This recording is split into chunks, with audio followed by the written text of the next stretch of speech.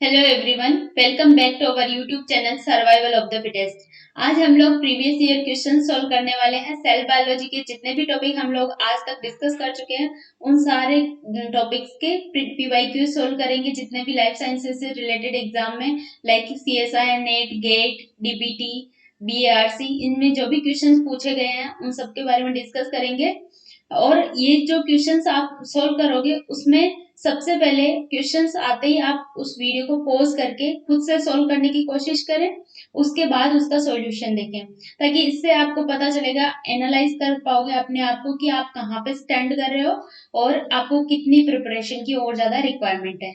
Okay, so start करते हैं आज का टॉपिक पीवाईक्यू से। फर्स्ट हम लोग डिस्कस करेंगे फ्रेप टेक्निक से, और उसके बाद डिस्कस करेंगे मेम्ब्रेन प्रोटीन के जो भी एनालिटिकल क्वेश्चंस पूछे गए हैं, जितने अप्लाइड क्वेश्चन, और उसके बाद नेक्स्ट क्वेश्चन देखेंगे। ओके, सो फर्स्ट क्वेश्चन है, ये जून 2016 सीएसआई नेट में पूछा गया था। इसमें पूछा गया है lateral diffusion of proteins in membranes can be followed and diffusion rate calculated by. तो हम लोगों को पता है कि लेटरल डिफ्यूजन कल ही हम लोगों ने पढ़ा है कि कौन सी टेक्निक के थ्रू हम लोग डिटेक्ट कर सकते हैं लेटरल डिफ्यूजन को, फ्रेप टेक्निक के थ्रू। ओके, तो एटॉमिक फोर्स माइक्रोस्कोपी हो नहीं सकता।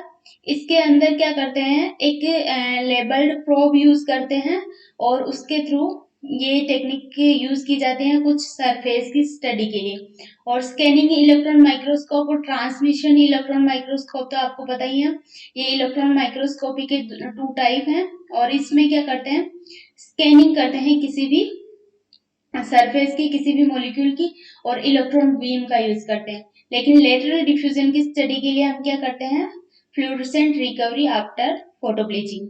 तो इसका जो करेक्ट ऑप्शन हो जाएगा वो क्या हो जाएगा, fourth option.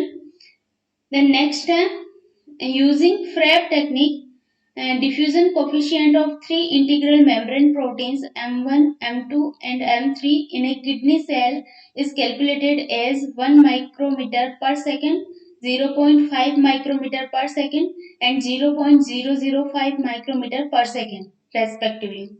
Considering fluid mosaic nature of biological membrane and relationship of structural organization of integral membrane protein with diffusion coefficient, which protein will have highest number of integral membrane domain। तो इस तरह का ये applied question है, ये दिसंबर 2013 में पूछा गया था।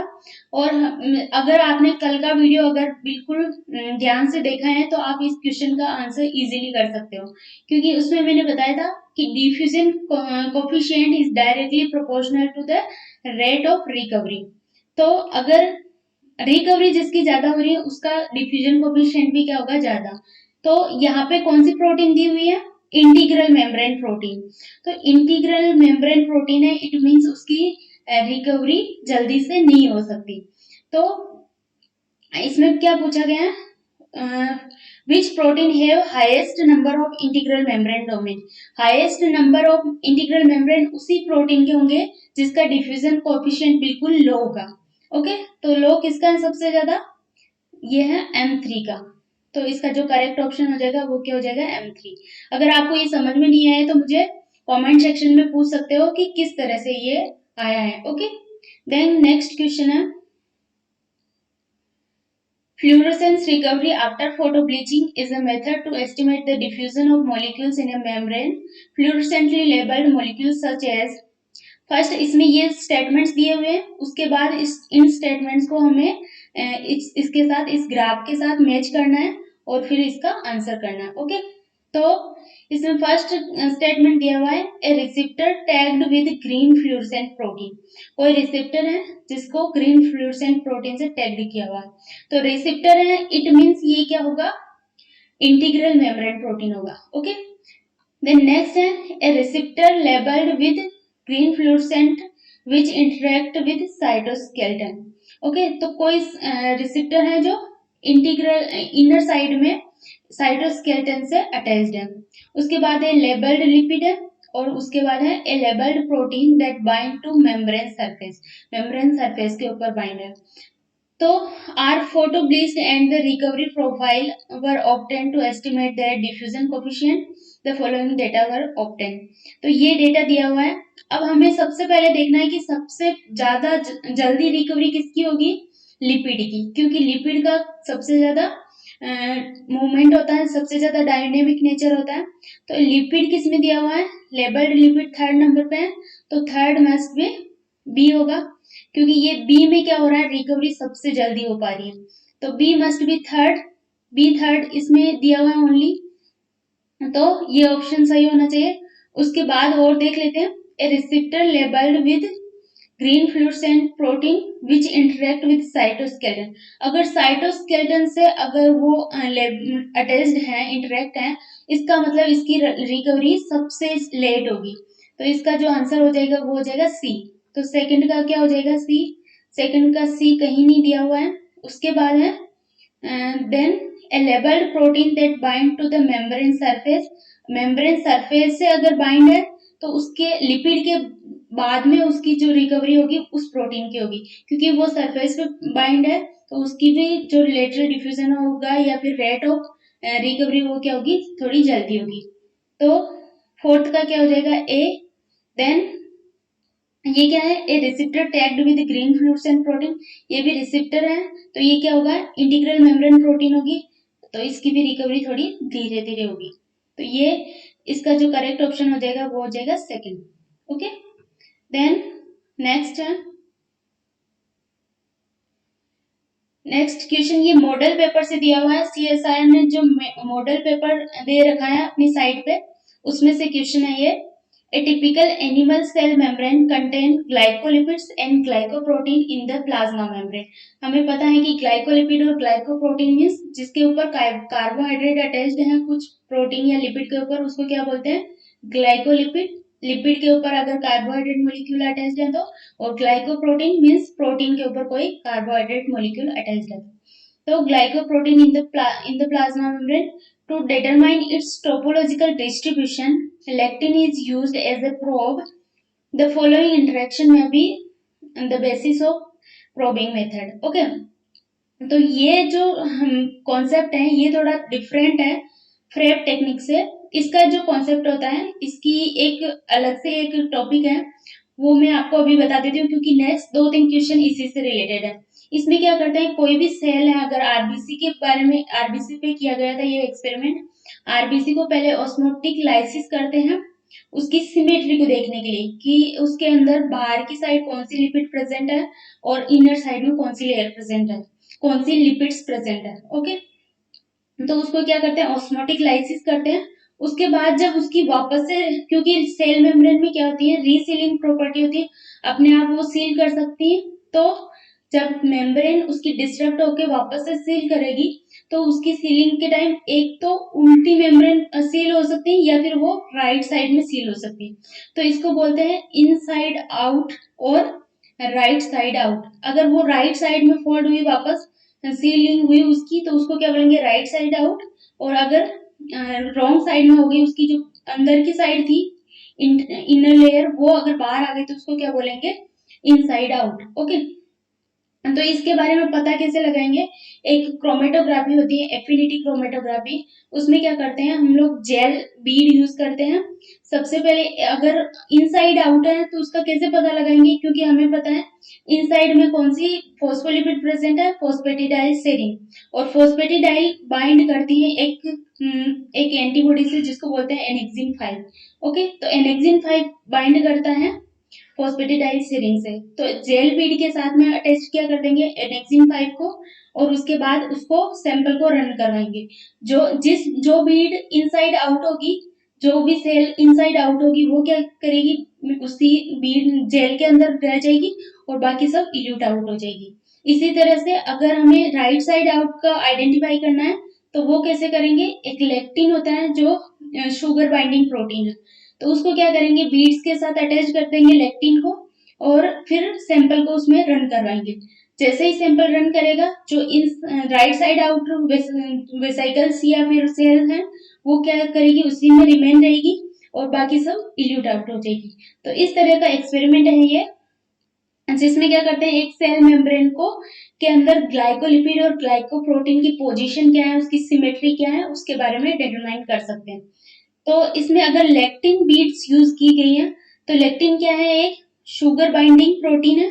तो इसका जो करेक्ट ऑप्शन हो जाएगा वो हो जाएगा प्रोटीन शुगर इंटरेक्शन। ओके, तो second is the correct answer. Next है, you are studying the binding of protein to the cytoplasmic phase of cultured liver cells, ये भी उसी से related question है, and have found a method that gives a good yield of inside out vesicle from the plasma membrane. Okay, unfortunately your preparation are contaminated with variable amount of right side out vesicles. Nothing you have tried avoid this contamination. Somebody suggests that you pass the vesicle over an affinity column made of lectin coupled to saccharose bead. Okay, what is the rationale of this suggestion? तो इस suggestion का क्या rational है, उन्होंने बताया कि हमने कोई भी है ना क्या किया, पहले You are studying the binding of protein to the cytoplasmic phase of cultured liver cell. कोई liver cell है, उसके अंदर हम स्टडी कर रहे हैं किसी प्रोटीन की बाइंडिंग के साथ में। ओके, तो हमारे क्या हुआ, वो सैंपल कंटामिनेटेड हो गया राइट साइड आउट वेसिकल और इनसाइड आउट वेसिकल से। तो उसको कैसे सेपरेट करेंगे, तो उसके लिए किसी ने सजेस्ट किया कि आप एफिनिटी कॉलम यूज करो लेक्टिन कपल्ड सेफेरोस बीट से। ओके, तो इसका जो कंक्लूजन निकलेगा वो क्या निकलेगा, right side out vesicle will be lysed by lectin coupled to sepharose bead. नहीं, लाइज्ड नहीं हो सकता, क्योंकि लेक्टिन क्या करेगी, राइट साइड आउट वेसिकल्स के साथ बाइंड करेगी, क्योंकि जो ग्लाइकोसाइलेशन होता है वो बेसिकली कहाँ पे होता है, आउटसाइड में होता है, किसी भी प्लाज्मा मेम्ब्रेन के बाहर। ओके, तो right side out vesicle will simply bind to lectin coupled sepharose bead. तो ये क्या हो जाएगा, इसका करेक्ट आंसर हो जाएगा। देन ये तो हो नहीं सकता कि lectin will bind to carbohydrate residue present only inside out vesicle. Inside out vesicle में नहीं होता है, क्योंकि कार्बोहाइड्रेट और ग्लाइकोप्रोटीन ग्लाइकोजन मॉलिक्यूल कहाँ पे प्रेजेंट होते हैं, ज्यादातर बाहर की साइड में। ओके, तो नेक्स्ट क्वेश्चन है, phosphatidylserine is mostly located in inner bilayer of plasma membrane of red blood cells. You have to prove this fact about phosphatidylserine by an experiment. अगर हमें प्रूव करना है कि phosphatidylserine कहाँ पे प्रेजेंट है, इनर लेयर में प्रेजेंट है प्लाज्मा मेम्ब्रेन की, तो कैसे प्रूव करेंगे, ये भी उसी एक्सपेरिमेंट से रिलेटेड है। कि इसमें क्या करेंगे, इसमें दिया हुआ है, you are provided with phosphatidylserine specific lytic enzyme and other reagent needed. Identify the correct sequence of experiment to be carried out to settle this issue. Okay, तो हमें क्या करना है, सबसे पहले आरबीसी को क्या करेंगे, लाइज्ड करेंगे, ऑस्मोटिक लाइसिस करेंगे। उसके बाद इनसाइड आउट जो वेसिकल्स होगी वो क्या करेगी, इन सारे फॉस्फेटिडाइलसेरिन स्पेसिफिक लाइटिक एंजाइम से बाइंड करेगी, और फिर उसकी क्या करेंगे, टीएलसी करेंगे, थिन लेयर क्रोमेटोग्राफी।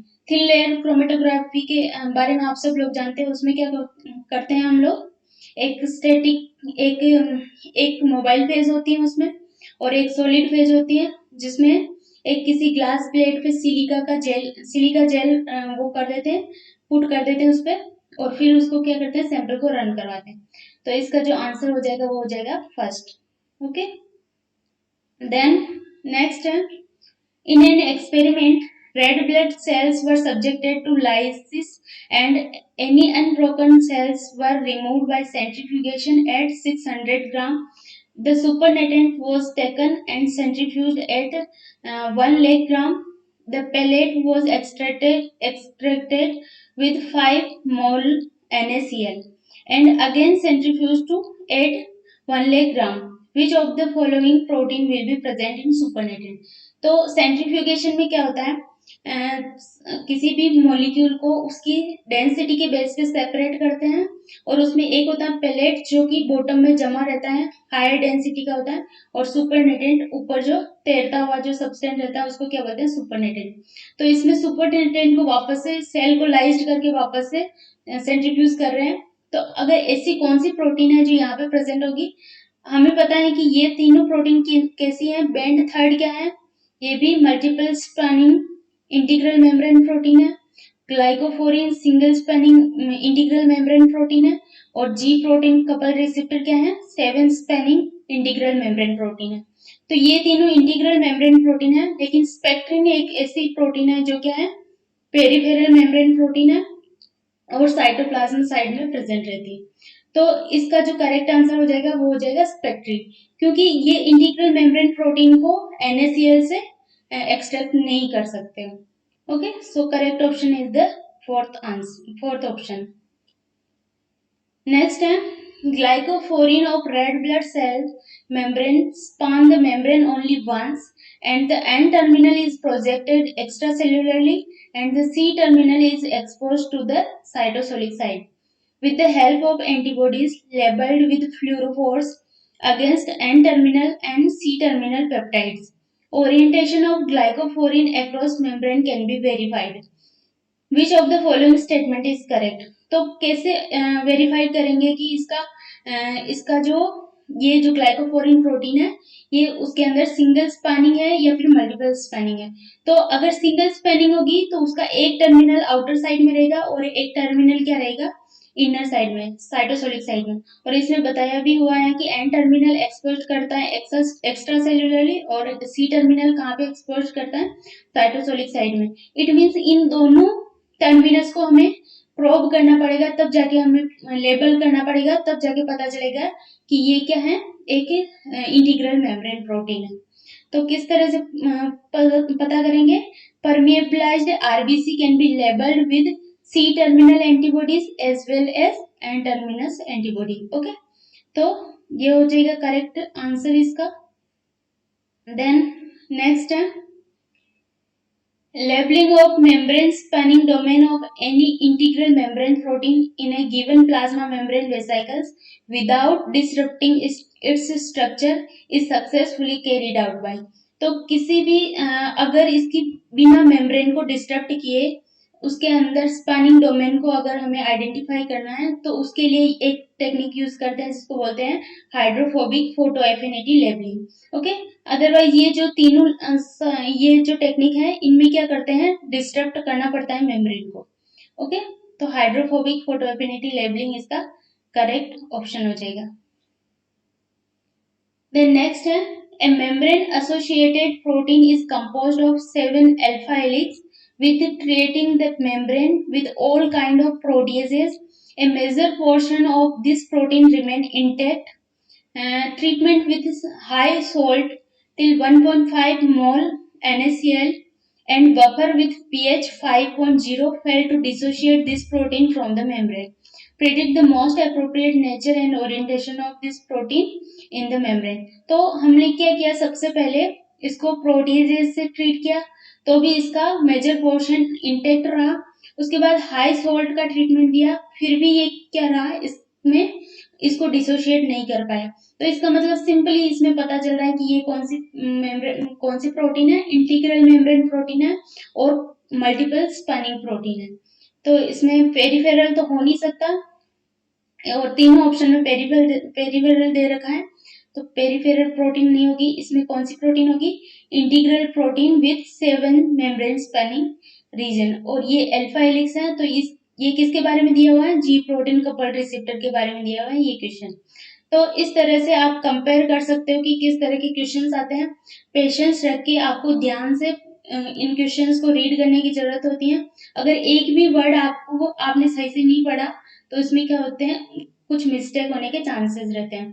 तो अपने आप को एनालाइज करिए, क्वेश्चंस को जैसे ही आपके सामने विजिबल होता है इसको थोड़ा पॉज करिए, अपने आप से सोल्व करने की कोशिश करिए। Okay, so this is about previous questions of membrane protein and FRAP technique. आगे हम लोग डिस्कस करेंगे नेक्स्ट वीडियो में बचे हुए सारे क्वेश्चंस जो कि लिपिड राफ्ट से या इनसे आए हुए हैं मेम्ब्रेन के बारे में। I hope you like this video. Thank you so much.